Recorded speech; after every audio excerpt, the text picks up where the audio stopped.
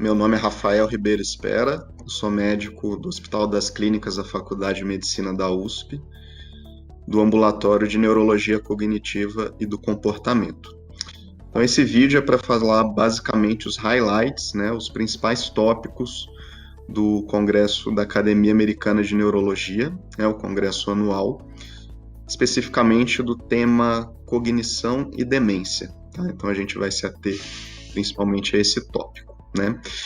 Então, o que era mais esperado era a discussão sobre a terapia modificadora de doença na doença de Alzheimer, né? Uma doença que é relativamente frequente, né, no nosso meio e que nós temos uma defasagem de 18 anos em relação à terapêutica. Né? A gente sabe que as duas classes medicamentosas, né, os inibidores da acetilcolinesterase e os moduladores dos receptores NMDA, são liberados pelo FDA em 2001 e 2003, respectivamente. Então, há 18 anos a gente aguarda uma terapia, especificamente algo que mude o curso da doença. Né? Então, visando isso, o aducanumab é a principal medicação em voga, né, em relação a esse tipo de tratamento. Tá? Então, vou falar um pouco o que foi discutido em relação a ele, né, que foram tema de duas plenárias, né, de duas exposições. Né? Então, a gente sabe que o aducanumab, em breve explanação, ele está sendo estudado desde 2011, 2012, estudo fase 1, né? Ele é um anticorpo monoclonal contra os oligômeros e as fibrilas do beta-amiloide, então ele age na fisiopatologia da doença. Em 2016 teve um estudo que ele foi capa da revista Nature, demonstrando que ele era capaz de reduzir o beta-amiloide do cérebro em pacientes controlando com o PET amiloide, né? Então ele tinha como endpoint primário o PET. Naquele estudo ele mostrou que ele cumpria, né, as expectativas do endpoint primário. Então agora, né, daquele ponto em diante, foram feitos dois estudos, o Emerge e o Engage, que foram dois estudos randomizados, controlados, duplo cego, com um desenho semelhante, com mais de 1.700 pacientes, para tentar verificar como desfecho primário a parte cognitiva, né? Como esses pacientes respondiam do ponto de vista clínico à medicação, né? Então aí que é todo o debate a partir de então, porque em março de 2020, né, foi declarado que por uma análise de futilidade a medicação havia sido interrompida, né? A avaliação desse tipo de medicamento. E posteriormente, né, a gente viu que eles fizeram uma análise de subgrupo em um dos dois estudos, no caso o estudo 302, que foi o Emerge, e foi visto que nos pacientes com dose alta da medicação, né, o desfecho cognitivo em alguns aspectos, né, principalmente das análises cognitivas combinadas do CDR, soma dos boxes, o ADAS-COG e o ADAS-CL, né, ele havia sido uma diferença estatística em relação ao grupo placebo. Né? Então, de forma surpreendente, o estudo ele havia tido cumprido a análise de futilidade, mas depois foi revisado, né, em 2020, em julho, e foi submetido ao FDA para aprovação. Então, toda a discussão é baseada nisso. Né? Foi realizado um meeting aí em 2020, no final, em novembro, do FDA, e teve uma análise parcial, o qual foi o relatório dos analistas, né, do FDA, foi que não havia dado suficiente para mostrar benefício, mas a decisão final ela seria liberada em março desse ano, mas foi postergada, tá, para uma análise mais minuciosa para junho. Então a gente está próximo, né, esse desfecho de análise do FDA daqui, né, um período curto, né, a gente vai ter essa resposta se a medicação será liberada ou não para uso clínico. Né? A gente sabe que esse estudo foi um estudo bem desenhado, né? Foram dois estudos, na verdade, como eu disse antes, multicêntricos, randomizados, fase 3, controlados, duplo cego, por 18 meses, então um segmento bem prolongado. A gente tem que ter em voga que foi um estudo que avaliou pacientes com comprometimento cognitivo leve, né, e demência leve. Né? Então, a gente, quando pensar nessa medicação, não vai ser uma medicação usada nas fases moderadas e avançadas, será uma medicação que está sendo estudada em fases leves. Né? Então, a média era o CDR, né, de meio, o Minimento de 24 a 30, o R-BANS, que é uma avaliação neuropsicológica, né, sem muitas alterações, os pacientes com o biomarcador positivo. né? Então a gente viu nesses estudos o que foi tido como uma análise positiva, né? A gente viu que esses pacientes eles tinham uma redução do CDR soma dos boxes de 22% em relação ao grupo placebo, né? Uma redução em relação ao grupo placebo também de declínio menor do Mini-Mental em 18%, do ADAS-Cog, que é uma bateria cognitiva, de 27%, né? E do ADCS-ADL, que é uma escala mais ou menos de funcionalidade, uma redução do declínio em 40%. Né? Então a gente fala, na verdade, num declínio mais lento nesses pacientes, né? Não de uma recuperação cognitiva, mas que em relação ao grupo placebo foi um dado positivo, né? Agora, o que esse dado ele realmente, né, o que realmente ele representa do ponto de vista clínico, quando a gente está falando de uma medicação que ainda não tem nem valor comercial definido, que depende de várias ressonâncias ao longo do curso do tratamento, de várias reaplicações de dose, de talvez centro de infusão, de uma doença prevalente, isso tudo somado ao longo de uma pandemia, talvez você tenha que internar um paciente ou submeter uma ida ao hospital, né, isso que tem sido debatido. O que ponto esse desfecho, né, favorável em relação ao grupo placebo lhes representa num ganho ao paciente? Então esse é o principal ponto de discussão que foi feito aí em relação ao aducanumab, né? A expectativa é muito grande. As duas palestrantes foi a Melissa Yu, que é do Baylor College de Houston, né? E a Kat Culver, né? Então essa discussão foi bem interessante aí no congresso, né?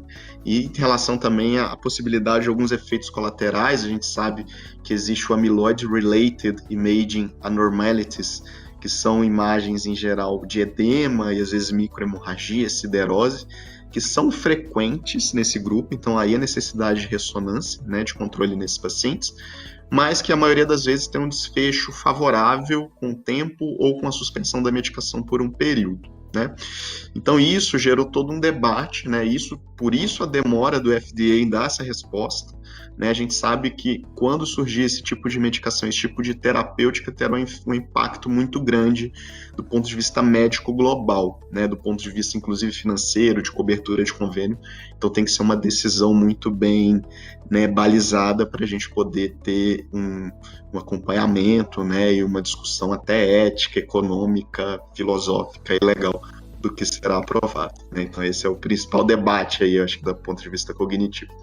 E aí, passando um pouco mais curto, outra medicação que é o BAN2401, ou lecanemab, né? Também é uma medicação modificadora de doença. Aí um estudo mais curto, né, que a gente tem um estudo open label que foi apresentado, né? A gente sabe que o Clarity AD, que é um estudo fase 3 ainda, está em andamento em relação a esse medicamento, né? Um estudo que deve finalizar mais ou menos em 2024, mas foi feito um estudo open label para avaliar como esses pacientes que iniciaram o tratamento em 2018 e já suspensos posteriormente, e aí num gap, né, de 9 a 24 meses, como esses pacientes ficaram do ponto de vista de controle de imagem, principalmente, né, em relação à presença do beta-amiloide no cérebro depois desse período. Né? Então, eles abriram o estudo, começaram a reaplicar, inclusive, a medicação para ver a tolerabilidade de uma exposição mais prolongada à medicação, e o interessante que foi visto que os efeitos da medicação eles persistiram após 2 anos da aplicação, né? Então, isso é uma dúvida que a gente tinha.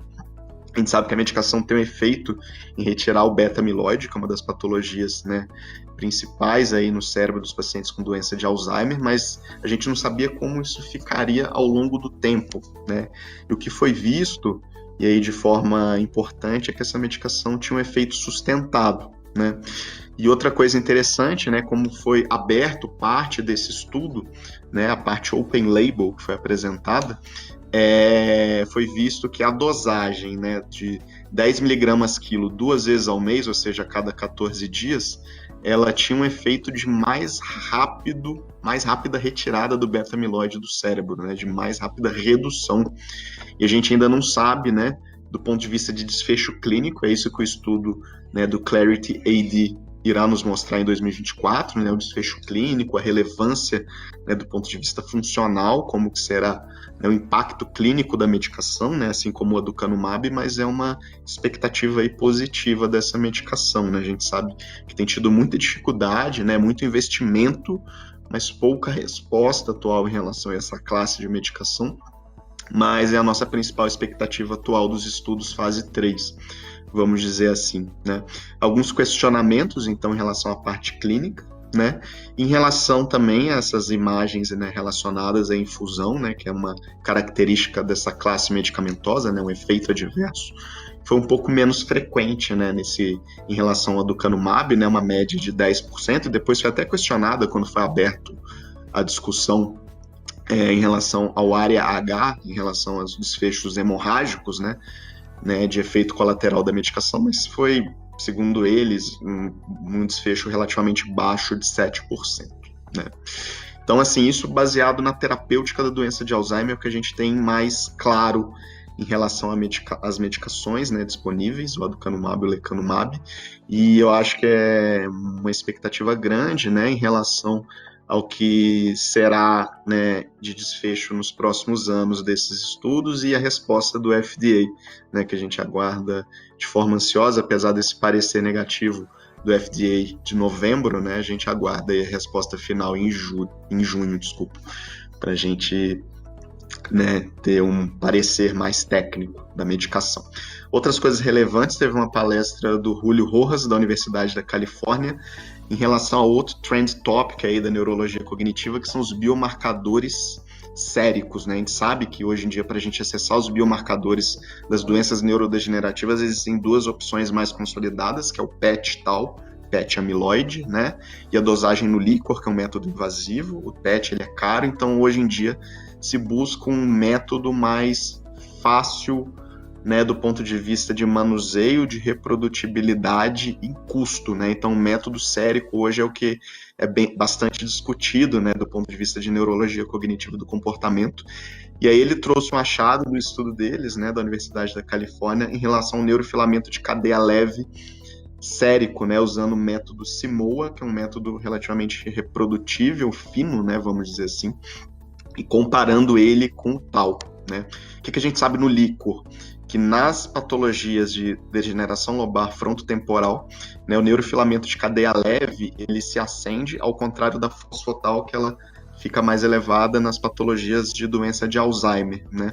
Então, como isso se comportaria do ponto de vista sérico, né? Então, isso foi interessante ele trazer para a gente, porque inclusive vai ter impacto nos trabalhos de terapêutica, quando validado, né, esse método de diagnóstico sérico, vamos dizer assim, e ele teve um bom comportamento, vamos dizer assim, em relação a, primeiro, diferenciar a doença de Alzheimer e demência frontotemporal em relação ao grupo controle, ao grupo placebo, com uma acurácia acima de 90%, né, e uma acurácia um pouco menor, mas relativamente relevante, em diferenciar DFT, né, demência frontotemporal, de doença de Alzheimer, com uma acurácia de 74%, né, da área sobre a curva, em relação à estatística, né, principalmente do grupo de demência frontotemporal e demência frontotemporal substrato TDP-43, a relevância estatística foi maior, né, então aí um método interessante de diferenciação, teve uma certa correlação também com gravidade de doença, a despeito de não ser preditor de mortalidade, né. O neurofilamento de cadeia leve ainda teve uma correlação, né, com atrofia em ressonância, isso é importante, né, e a gente ainda não sabe, comparando com outros métodos de fosfotal, por exemplo, o fosfotal 217, né, do artigo do ano passado, se ele é melhor ou se tem uma relevância diferente, isso terá que ser comparado em relação a prognóstico ou diagnóstico, né, mas aí vai ser também um campo de estudo interessante, né, nos próximos meses e nos próximos anos, em relação ao comparativo do neurofilamento de cadeia leve, das várias metodologias do Tau, fosfotal e da dosagem também do beta-amiloide, que a gente já tem isso avaliado, né, em alguns estudos, né, da Neurology em 2019. Então, mais para pincelar algumas coisas finais, né, em relação ao tratamento, a gente viu em relação a uma exposição do Daniel Ventraub da pimavanserina, né, que é o Nuplazid, em relação à avaliação da função motora desses pacientes, né? Como que eles se comportariam. A gente sabe que hoje em dia o controle dos sintomas psicóticos, né, da doença de Parkinson, ele é de difícil tratamento, assim como da demência com corpus de Levy, em relação ao uso dos neurolépticos, né, dos antipsicóticos podem ter efeitos deletérios, efeitos adversos graves, né, ele é black box nos Estados Unidos pelo FDA, então a gente sabe que os efeitos adversos podem aumentar a mortalidade, piorar o parkinsonismo, né, e a gente sabe então que os neurolépticos eles devem ser usados com cautela. Então surgiu essa medicação, né, nos últimos anos, que ele é um modulador do receptor de serotonina seletivo, né, antagonista 5-HT2A, um efeito menor no 5-HT2C, né, e a gente sabe que ele já é validado para a doença de Parkinson, né, então, inclusive pacientes com demência da doença de Parkinson, e a gente precisa de novos estudos das outras doenças neurodegenerativas, né, então ele apresentou 2 estudos que tem um mix, que ele não diferencia muito as doenças neurodegenerativas, mas um estudo interessante, que usou uma escala, o ESRS, mostrando que essa medicação ela não piora o desfecho motor das doenças neurodegenerativas. Agora a gente precisa de saber, né, esse é um próximo passo, como se comporta especificamente na doença de Alzheimer e na demência com corpus de Levy, né? Então, aí um pontapé inicial para a gente poder, né, tá avaliando essa medicação com uma lupa aí nos próximos anos, uma medicação de uma classe diferente que talvez tenha menos efeitos colaterais, né? Principalmente pacientes frágeis e pacientes com parkinsonismo associado. Pincelando no final, então, em relação, né, foi apresentado no seminário de demência com corpus de Levy os novos critérios, né, para pesquisa de comprometimento cognitivo leve e demência com corpus de Levy, muito interessante, né, possível apresentação com curso psicótico, delirium-like, né, o Dr. Renato Anguinaja fez um vídeo explanativo, mais um hot topic aí foi em relação ao Covid-19 e cognição, né. As demências rapidamente progressivas, aí só para citar, foi feita uma análise dos estudos dos últimos anos, os estudos mais recentes, incluindo uma casuística brasileira do Hospital das Clínicas, né, mostrando que a parcela de encefalite autoimune tem uma parcela importante nesse grupo, então vale a pena ver essa plenária, né, a gente sabe cada vez mais que as demências rapidamente progressivas, né, claro que as doenças priônicas são um grupo importante, mas é um grupo sem tratamento específico ainda, então a plenária demonstrou que a gente sempre deve lembrar dos grupos das demências potencialmente tratáveis, né, e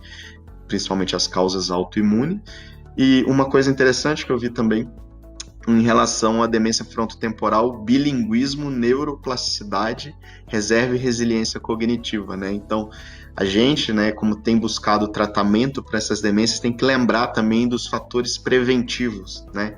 Então, no Congresso da ENA, a gente teve palestra sobre saúde mental, bem interessante, mostrando a parte de meditação, modificação do estilo de vida, atividade física, alimentação. E esse estudo é interessante, demonstrando que não só a escolaridade, mas você aprender novas línguas, isso pode ter um efeito positivo no sistema nervoso central, né, em relação ao bilinguismo, resiliência e reserva cognitiva. Então é basicamente isso, né? Foi um congresso muito rico, tem ainda a sessão de pôsteres com vários temas interessantes e sempre é um prazer, né, participar desse congresso, porque além dele versar dos hot topics, né, do último ano, ele prediz, né, o que será estudado nos anos consecutivos, né? Então é sempre muito importante estar nesse aspecto, porque, né, os pacientes e quem é do meio vão estar interessados, né, nessa área que ela é tão rica e tão complexa. Então é isso, obrigado pela oportunidade, estarei sempre à disposição.